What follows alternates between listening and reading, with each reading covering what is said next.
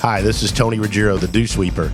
You're about to listen to an episode of The Tour Coach, which is going to give you an inside look at coaching golf at the very highest level, from on the PGA Tour with my guys all the way to here at Mobile, Alabama in the Dew Sweeper Dome, as we help folks of all skill levels, all walks of life, learn to achieve their golfing goals.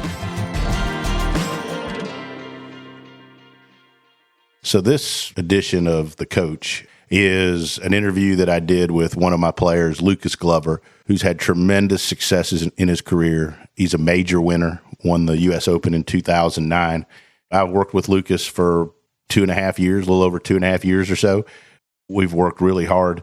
And I think you'll hear when you listen to this that one of the cool things, or one of the things I enjoy about what I do, is the guys that I work with truly become some of my best friends and closest friends. We travel together so much. We spend so much time together. They become like family, and we share all the ups and all the downs together. And over the past 2.5 years, we've seen a nice resurgence in Lucas's game. There's certainly been some bright spots, and there's certainly been some times we didn't play as good as we would like, but I think we have a good, clear picture of where we're going.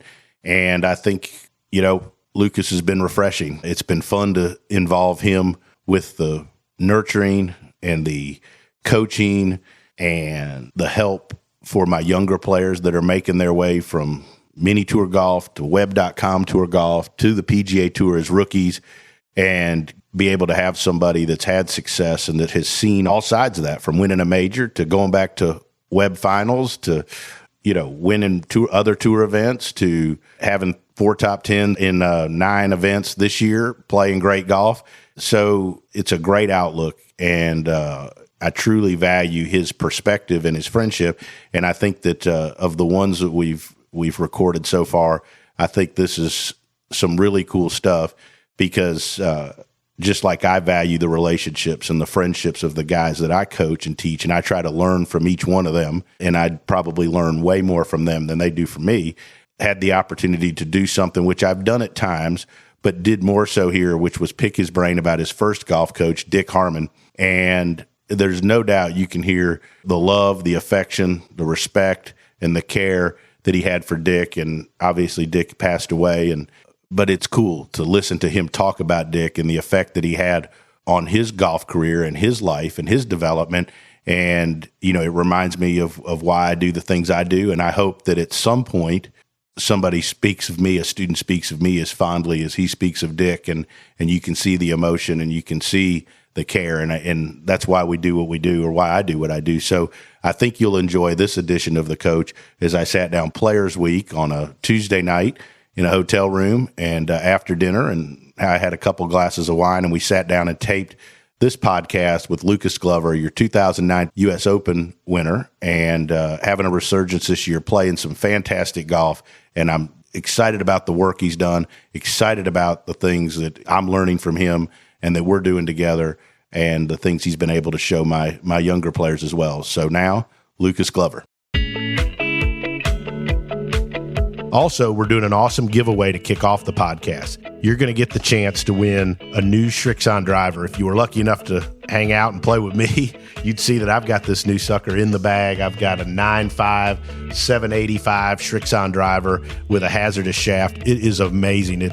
All of the numbers, it was Srixon for years, but this is the first driver I ever remember from Srixon or Cleveland Golf that when we put it on the TrackMan or on the quad, that the numbers against every other leading driver out there are better than any of the competition. It's unbelievable, and I love it. Couldn't speak more highly of it. We fit lots of good young players, lots of good amateur players, put them in. I always tell people, I'm going to put you in what you play the best, because that's how I get paid, whether you're a professional player or whether you're a junior player. You playing well is how I get my notoriety, how I generate my revenue, and how I've built my reputation. And I wouldn't put a Srixon driver in somebody's bag if it wasn't the best. And we're putting a lot of them in folks' bags. So go ahead and enter for a chance to win this driver. Here's how you do it. You subscribe to the podcast in the Apple Podcasts. You listen to the show, leave a review of the show, screenshot your review, and then email that screenshot to hey@golfsciencelab.com. That's hey@golfsciencelab.com. And if you want special bonus entries, share out on social media you're listening, and we'll increase your chance of winning. Don't miss out on this, as you only have our first 3 weeks to enter and win this. It's a great chance to get a great driver. Plus, I think you're going to love the stuff that Cordy and I've put together for you coming out, that's going to give you an inside the world of golf look at what it's like to be a coach at the highest level with PGA Tour players, as well as developing junior players, what it's like on the road, as well as here in the Dome in Mobile, Alabama. So don't miss this opportunity for the first 3 weeks to win the brand new Srixon 785 driver. All right, let's get to this episode.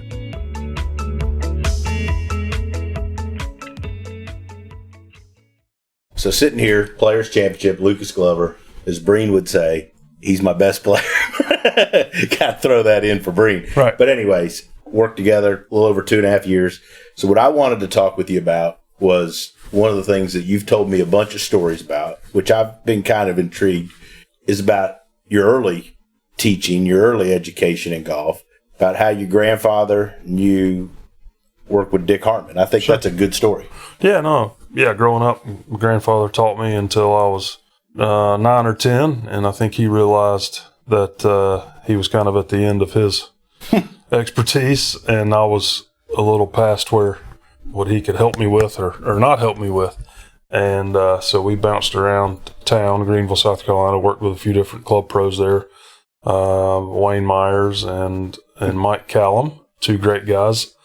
And it got to the point where I was about 12, and my grandfather said, I think we need to go see somebody that could potentially really take you to the next level, which was...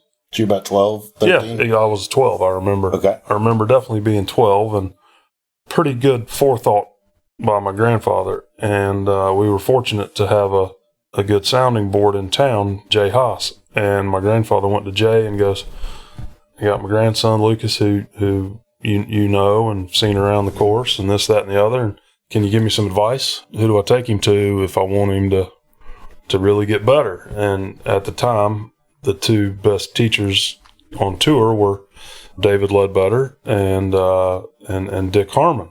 And so Jay advised my grandfather to take me to both and see what fit and see what we liked and didn't like and critique and this and that. And so we got in with Dick first and just fell in love with him. Mm-hmm. And fell in love with how he treated me and how he taught and his patience. And you got to have patience for a 12-year-old kid, because you got about 22 seconds of attention. And it nothing against David Ledbetter. I saw David last week at Bay Hill and had a chat, and he was great as always. But we never even got a chance to see David. We just fell in love with Dick and the staff at River Oaks and how he took care of us and was Dick and brought skeptical at all about a 12-year-old coming to see him? I don't think so, because I think similar to what you do at the Country Club of Mobile is a solid junior program, and at the time Dick was at River Oaks in Houston, and huge junior program that he ran and took care of, and I think the glue at first was his relationship with my grandfather, and I think my grandfather really reminded Dick of his father.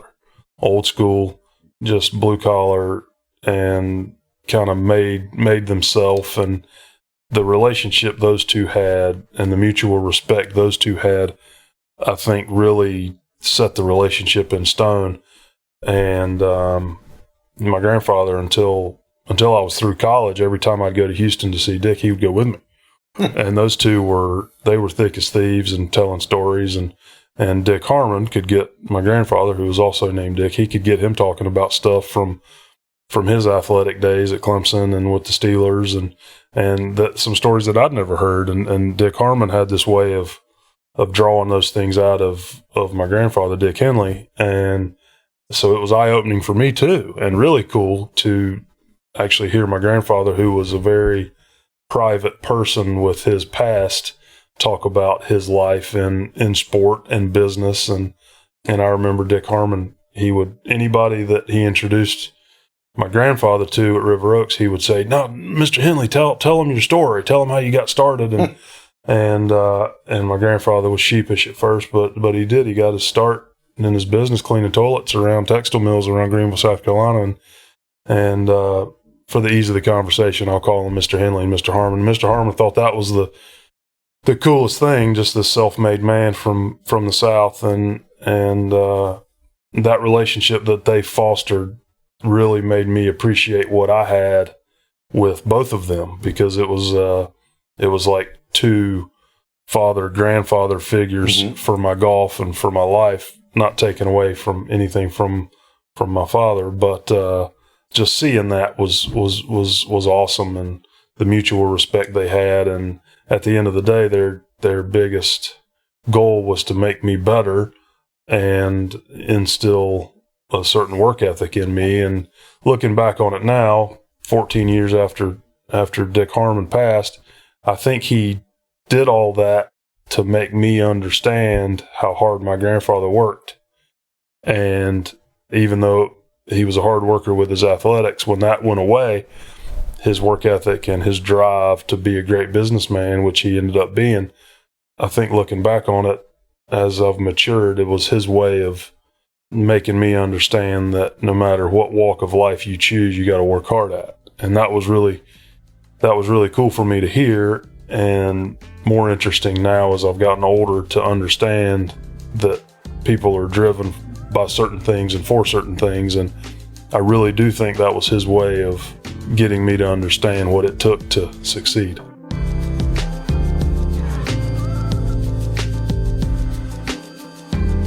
So I've been, as you know, I'm telling you stuff you already know, but been out to see Butch hang out for a couple of days. And obviously been around you a lot over a few years. And it's interesting when I listen to you talk about Dick, and then when I was out there and I spent a couple of days with Butch just hanging out, and you got him talking about Dick, you could tell, obviously, but there's lots of brothers. But brothers don't always feel that way or talk that way about, you know? Yeah, for sure. I mean, and you could tell there was a special, I mean, in fact, he said the Lord took the wrong Harmon. That's exactly what, so what was so special about Dick as a teacher for you? I mean, obviously the work ethic, and from my perspective as a teacher, there isn't anybody I've been around that works harder than you. And I mean, that's just how you are. I mean, it's inbred. Yeah, well, yeah, it is. And, you know, I'm 39, 40 this year, and grew up still in that kind of tough love generation because of parents, grandparents. That's all they knew. And if you're not out working everybody, you're falling behind, this, that, and the other. But Dick Harmon was special with his way of relating things and the way he could relate to me dealing with golf instructors and players. It's always hard to tell someone how it should feel because it's not your hands, it's not your golf club, it's not your body, it's not your brain. He had this innate ability to relate emotion to how it should feel to me, which is a very difficult thing to do. Maybe a little simpler for him as a good player growing up, and even into older age, he was still a great player and could pretty much hit it every shot, and still to this day the best bunker player I've ever seen. But this innate ability to say how something should feel to me, which is a talent I don't think everybody has. No. And I would do my work with him, and then he'd have other juniors come in or other members of the club or whatever, and I would just, sit and rest or listen and whatnot, and he could do it with them too. And so it was just one of those. I mean, he was a special talent as a golf teacher and as a golf instructor. He could explain to somebody how it should feel, which is very weird. And it'll even sound weirder now because a lot of the things that we use now is complete science, and it basically tells us how it should feel. He could do that from watching one or two videos and then express it in a way that you could say, oh, okay, all right, yeah, all right. And there was never any searching like, well, maybe this way or that way's right. It was always, well, all right, we're trying to knock some curve off of this, so let's maybe feel like the hands stay a little lower at impact and it might not hook as much. And it was you don't think about those things until later. And now I hear people all the time giving that lesson on the driving range on tour. And this was, 20 years ago, 25 years ago. And without TrackMan and without the super duper cameras, I mean, he was into the technology and into the. Tell about that. That's pretty, because you've told me about him having all the technology. No, he was. But you don't think of the Harmons having a ton of technology. No, well, they didn't need it. But Dick was the one that always learned how to work everything first. He had a MP3 player before most teenagers did, and he knew how to get songs on there, and knew how to load them, and loved gadgets and loved technology. And I remember Butch calling him saying, "Hey, this super software we all got on these computers, I don't even understand it."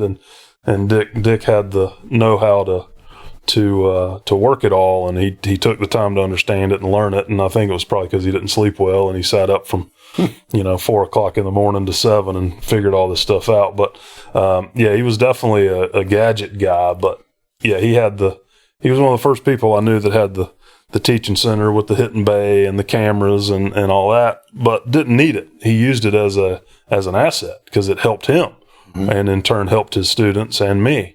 But yeah, he had every gadget when it first came out and knew how to work it all, and that was pretty cool. He would, if he was with us today, he'd have all the iPads and iPhones and the gadgets and the wireless headphones and teaching all the kids how to use them. TrackMan. Oh yeah, no, he'd be all over that.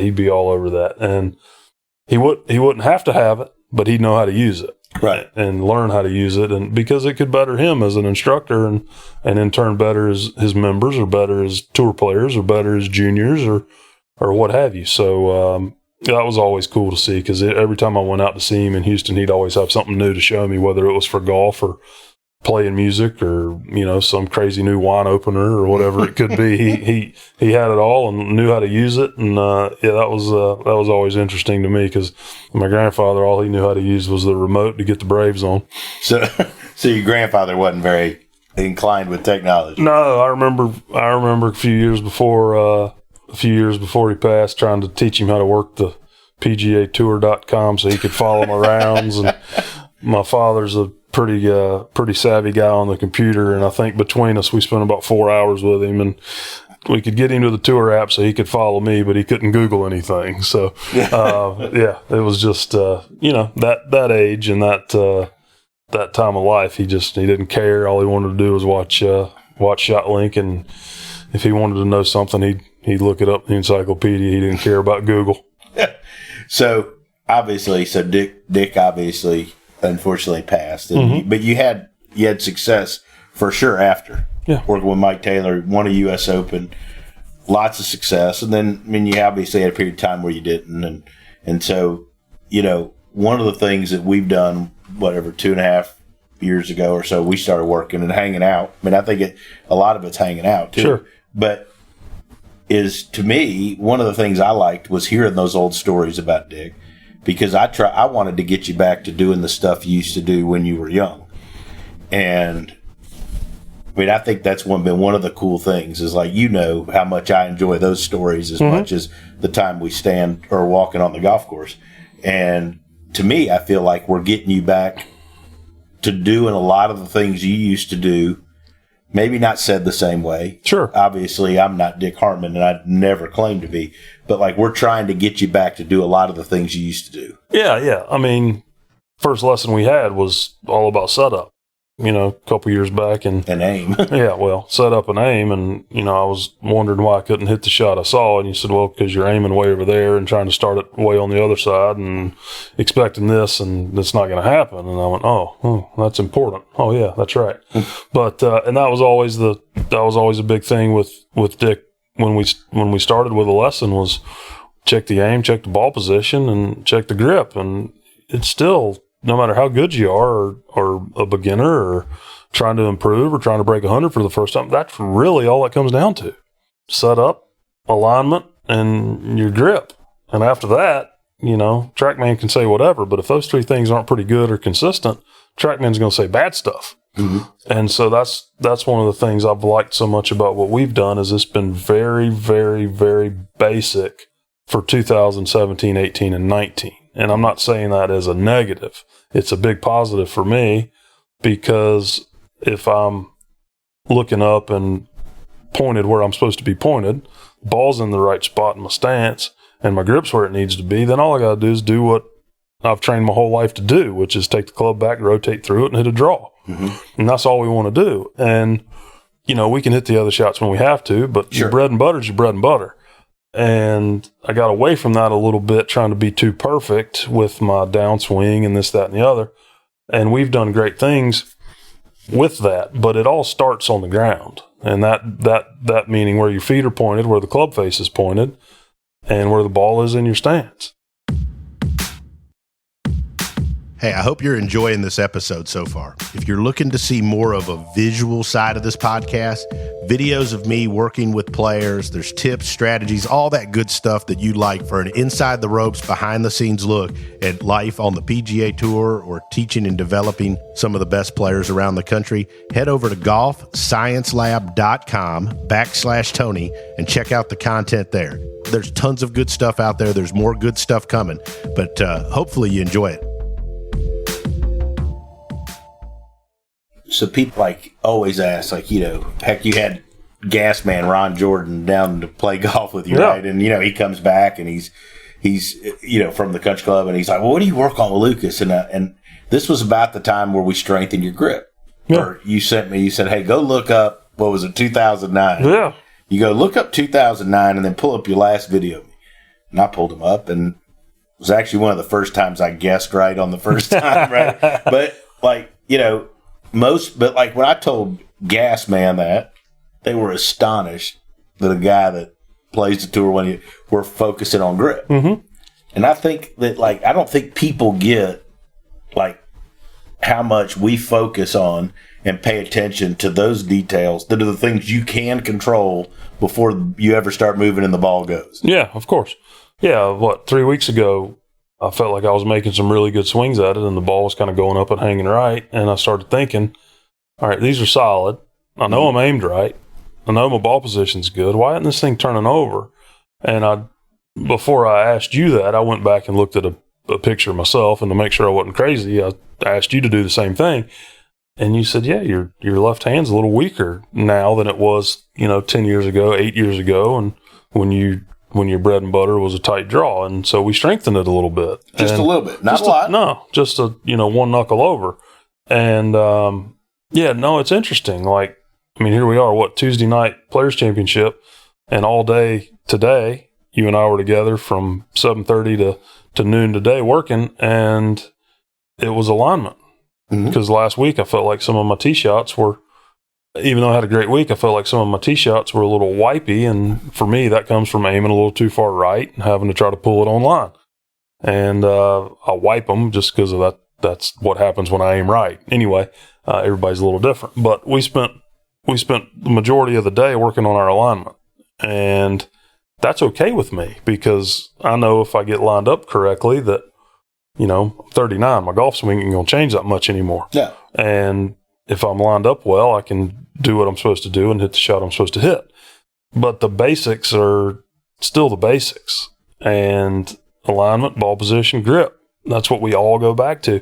I don't care how many guys have TrackMan behind them and reading those numbers. If those three things aren't where they need to be, it doesn't matter. And that's what I've liked so much about what we've done, and what's been so refreshing is it's been very basic and literally from the ground up, from where my feet are pointing and where the ball is on the ground in my stance. And then this is the first time we've actually had to fiddle with my grip any. But those three basics are the basis of good golf. And for a lot of people, the basis of great golf. We've all hit so many balls and practiced so much to get where we are. It's not going to change that much. But if those one or two or all three of those things are off, you're fighting an uphill battle, because you're going to have to make goofy changes in your swing to accommodate for poorly aligned shot, or a ball too far up or back in your stance, or a bad grip. Well, we've talked, obviously, you get aimed right, and, you could put you on all those 3D things and it would show you that if you're aimed right, your sequence out of the top isn't correct, right? and people say that stuff. But when we aim you correctly, you do it without us having to think about that. And I think that's kind of the art of teaching. That's the art of work. You're a unique player because you're such a great athlete and you've hit a lot of balls and you've played great golf. But and I can say to you, hey, the hips got to go first or they got to go a little faster. But it doesn't, you got guys that it gets more complicated than that, but it doesn't get more technical than that. It really doesn't. No, and I'm fortunate in that regard because if I look up and my feet are, if my feet are pointed in the right direction and I look up and I'm parallel to my target or parallel to the club face with my feet or whatever and it's at the target, I can, for the most part, swing as hard as I want, and I know one way it's not going, and that's left.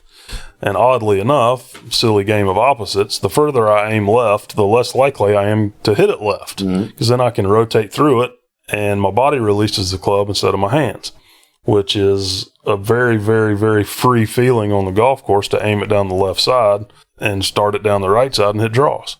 And that was going back to what we talked about earlier, that was one of the things that Dick Harmon was big on. Let's take one side of the golf course out of play. And to do that, we aim it down the left center, or we aim it in the left center of the green, and we rotate through it and let our body rotate the club, not our hands, and the left side of the golf course is basically out of play. And, I remember watching David Duval at the height of his career, and he was a fader, whereas I'm a drawer. But I remember Dick Harmon in the locker room at Redstone when he was there. We were watching it, and we watched it for 2 or 3 days in a row for an hour or so over lunch, and David never, ever, ever missed a shot left. And that was because of his rotation and because of his aim and because he knew he could go as hard as he could. And a little bit of it was his little shot at the top, and he had to rotate so fast. But he knew he could aim as far left as he wanted, and it was never going over there. It's a great lesson for anybody coming up trying to be good, is to figure out what they have to do, whether they're shut or whatever, eliminate one side. Yeah. And if you eliminate one miss, a two-way miss is the scariest thing in the world for a pro.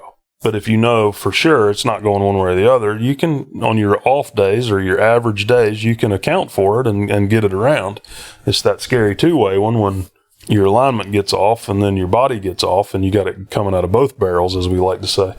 But going back to what we've worked on and what I've worked on since I was 12, if my alignment's good and not necessarily open, but at the target Square, or even a fraction left of it, I can go as hard as I want, and it's going to start right at the target. The left side of the golf course is gone, and which is a good feeling. I think I'm somewhere in the 70 to 75% right rough miss so far this season, which is a comforting thing for me. When we started, your misses were pulls. Yes. Right. And, yes. And that was the big deal. I remember when you stood on the tee down there at Bay Point and you said, hey, I'm tired of hitting pulls. Yeah. Or tired of missing it left. Right. And then, and we put the rope out and got you aimed. I remember how you looked like you're like, shit, this is this is square. Yeah. Yeah, I was hitting balls in the water on the range, literally. There's a creek down the right side of Bay Point from the back of the range, and you told me I was aimed in the middle of the range, and I felt like I was 40 yards right. Reality was I was actually correct, but no, you can't overstate it enough. I mean, you go up and down the range here this week at Players Championship or in a month at Augusta or wherever you are, and pretty much every tour player, especially Monday, Tuesday, Wednesday, is going to have something on the ground to help them with their alignment. If not, 2 things on the ground, one for alignment and one for ball position. And that's virtually to a man. And everybody knows where their ball position is. Yours is back further than a guy that a lot of folks I might teach or whatever, but where it needs to be. Yeah. I mean, I want to hit under the gun. I want to hit trap draws, trap push draws. And for me, I'm probably a ball and a half back than the average guy that hits a straight shot or a fade or a high draw. But I know that, and that's just me. And that's the other great thing about golf is everybody's different. And that's the other great thing about great instructors is they understand that everybody's different. Everybody's got a different body type. Everybody's got different makeup. Everybody's flexible in different spots. Everybody's just different. And that's the coolest thing about our game But also the most challenging thing for an instructor, and what you guys do with members to tour players coming in and out of your teaching facilities or in and out of your spot on the range on tour, is you got to refocus. All right, what's this guy's strengths? What's this guy's weaknesses? Where is he flexible? Is he tall? Is he short? Where's his ball position? I mean, all that stuff to me is remarkable what you guys do day in and day out. But it all goes back to the ground and the fundamentals, and the science can't tell you or teach you that. That's just working at it and understanding yourself.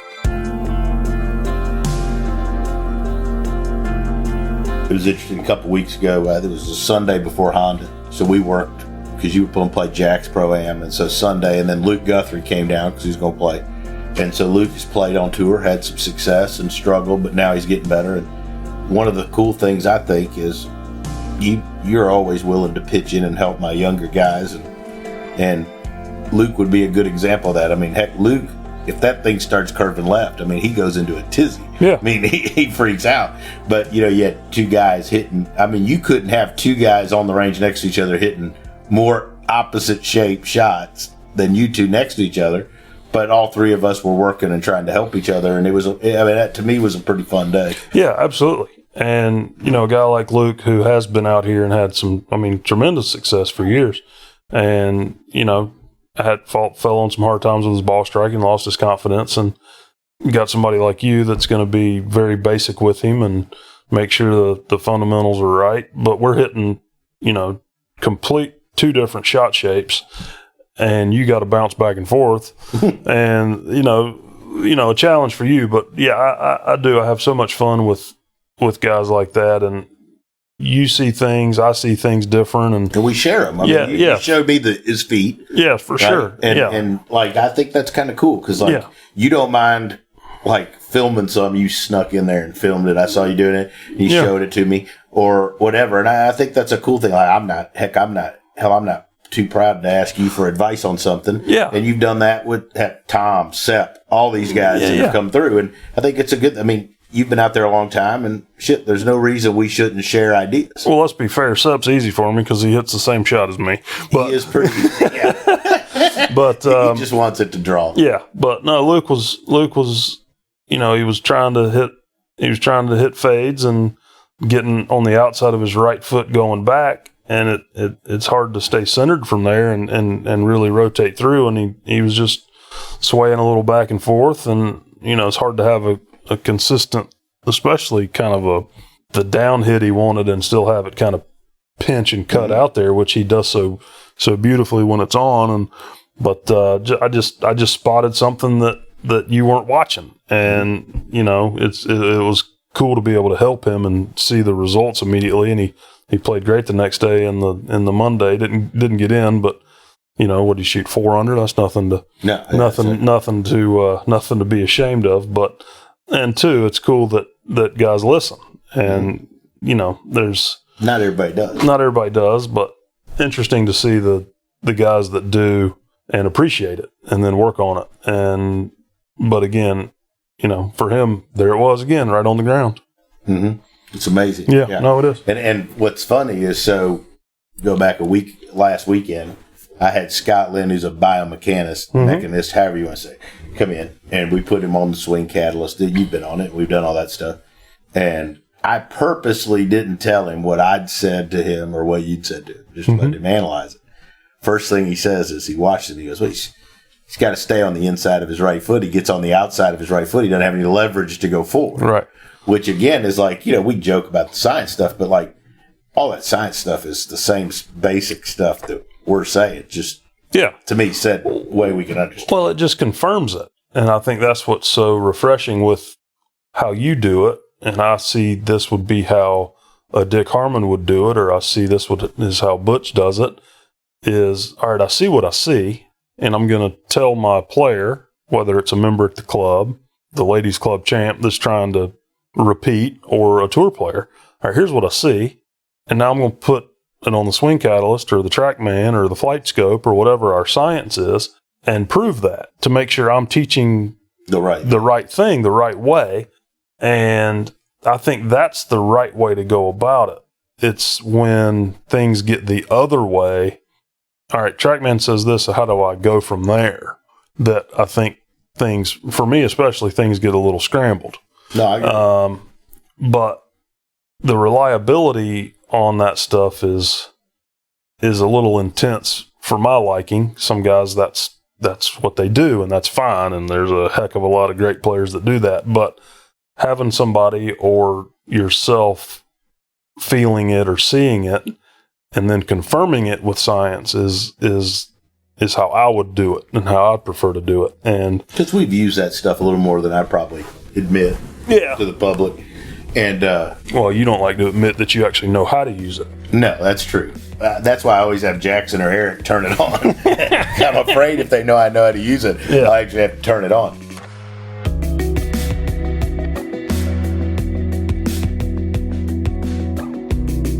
So I grew up learning to teach under people like Dick Harmon, old school guys that didn't need that stuff. Mm-hmm. And I always think that I walk and I watch folks, and I think there's people that couldn't help you without having a TrackMan or a swing catalyst. And yet the only time we've ever used any of that's been when you come to my building, or we brought it down to the Bears Club one time. But like, we never bring that stuff out at a tour event. No. I don't want to see that on a Tuesday or Wednesday before an event. I want to do that a week prior when I come see you or when you come see me at home, and we can, get down to the nuts and bolts of it. But I just, I remember, it seems like our theme has been what would Dick Harmon say? Mm-hmm. I remember him saying, well, if it was good enough for Ben Hogan, it ought to be good enough for you. Mm-hmm. And that I kind of think if it's good enough, Dick Harmon would tell you, I'll just keep my mouth shut and let you do it. Yeah. But, he said that because, the great swingers of the club and the great players, it's the consistencies in their swings and in their games are pretty similar. They aimed correctly a lot for their shot shape, and they paid fine attention to that, and they worked really hard.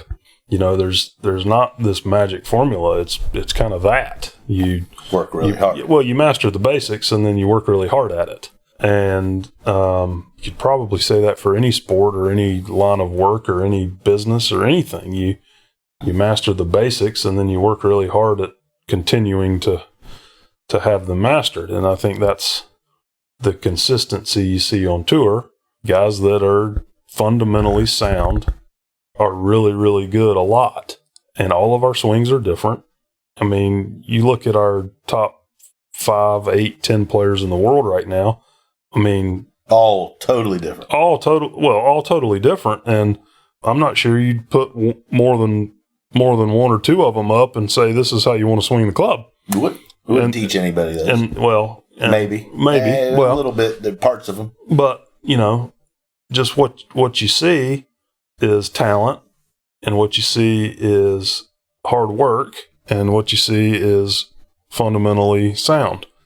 Because if, Dustin Johnson swings the way he swings, which nobody can teach because nobody's as a freak of an athlete as that guy is, but if he's not lined up well and his ball position isn't where it needs to be, he's going to be off.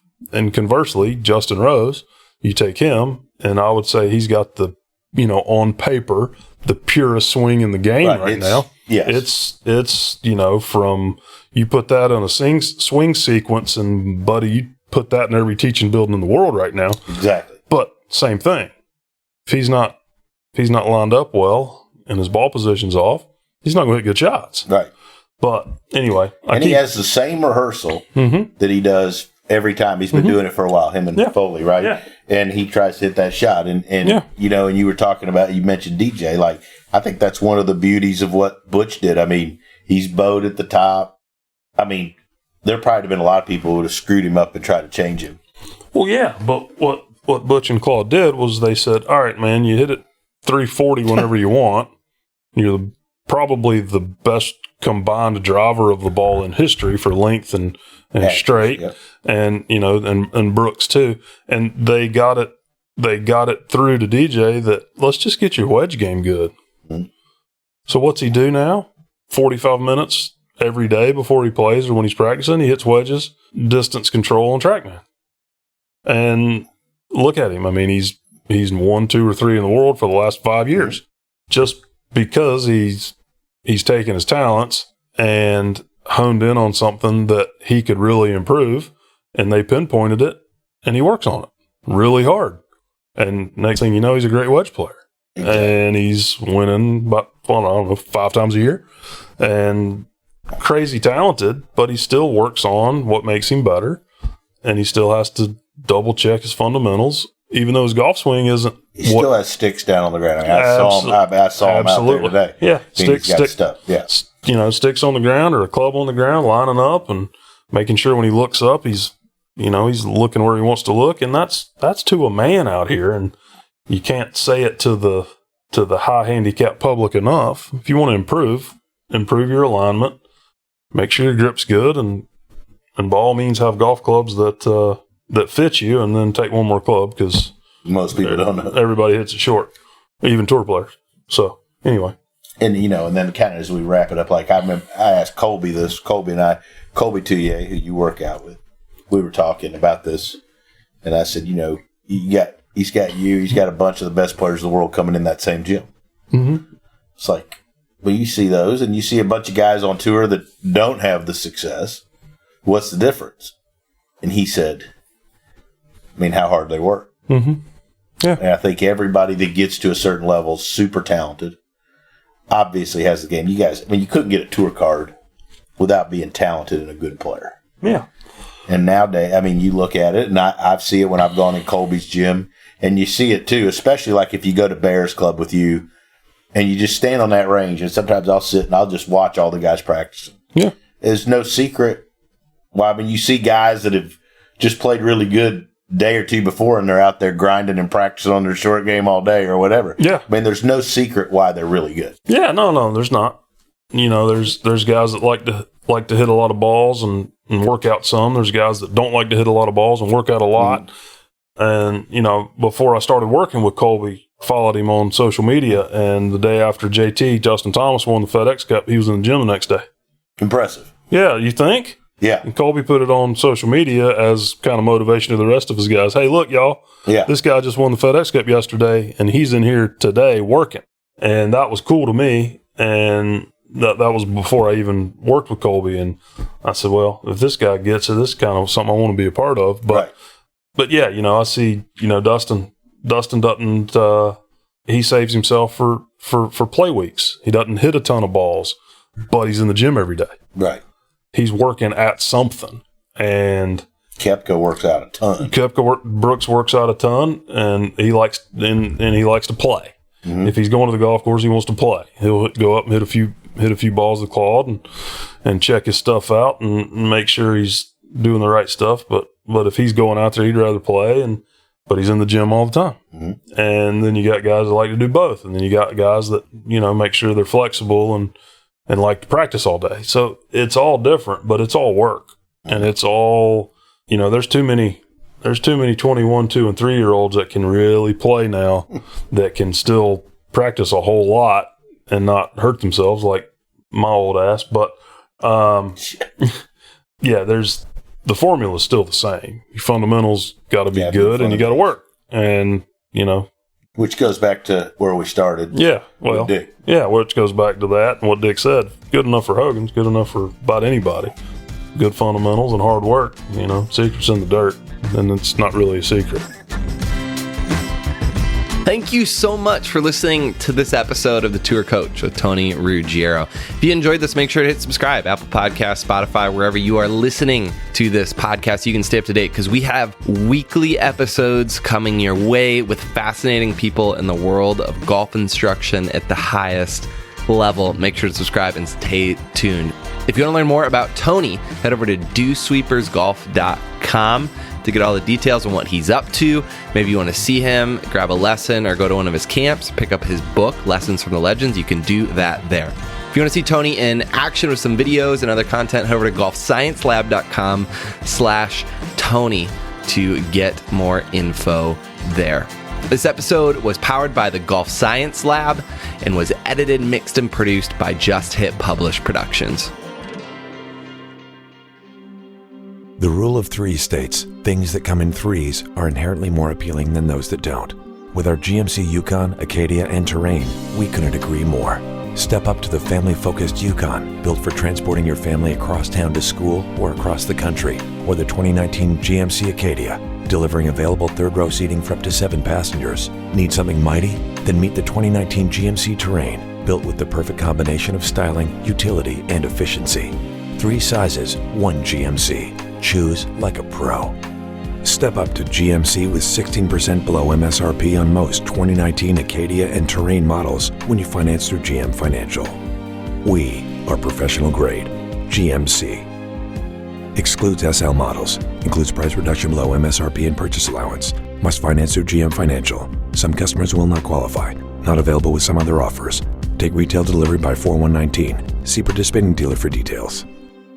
There's one thing, if you know about me, if you've listened to the Dew Sweepers, you've come to listen to me talk, is you know I'm big on loyalty. We give 100% here at the Dew Sweepers. We put a lot of emotional investment into everything we do with every one of our players. And the same can be said for our partners and the folks that have been with us for the long haul and help the Dew Sweepers, help our juniors, help us get to our tour players. And so I want to give a special thanks to our sponsors. Our sponsors are, first and foremost, Buick and our local Buick dealers here around the Southeast, Shrixon Cleveland Golf, who've been with me for over a dozen years, and their belief and support of what we do here with the Dew Sweepers. And lastly, the folks at Vineyard Vines. The folks at Vineyard Vines love what we do with junior golf. They support us on the road. There isn't a better family or group of people that are going to help us look our best, play our best, and have more fun than the folks at Vineyard Vines. So special thanks to our sponsors. Please support those as you get the opportunity. And for more information about any of those, check us out at dewsweepersgolf.com, or you can always check me out on Instagram at @thedewsweeper.